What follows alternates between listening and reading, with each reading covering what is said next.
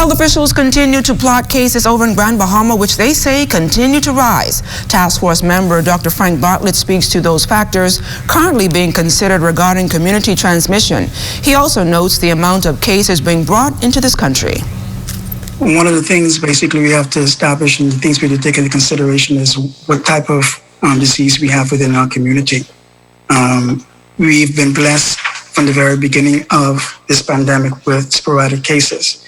We still haven't established a clear pattern as to whether we're just dealing with clusters. And at this point in time, it's very hard, very difficult to say that we have established sustained community transmission.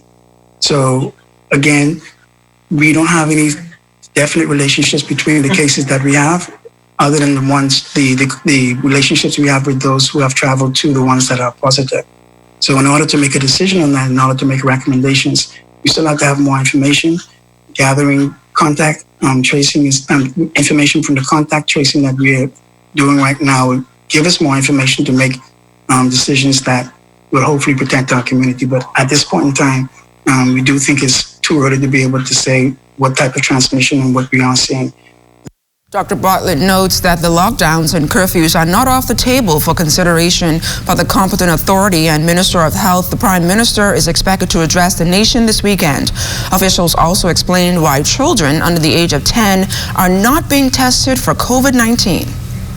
The reason it was designated that age because many jurisdictions would not offer the tests.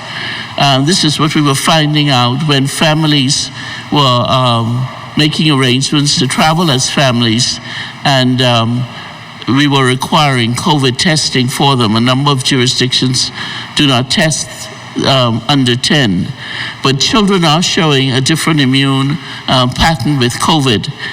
So what we're trying to do is do a responsible balance as well and make sure that the children themselves, those who are able to be tested, get tested, and those who are not able to be tested present specific documentation from the jurisdiction they are coming from that says we do not test children who are under 18 or under 10 years of age or younger.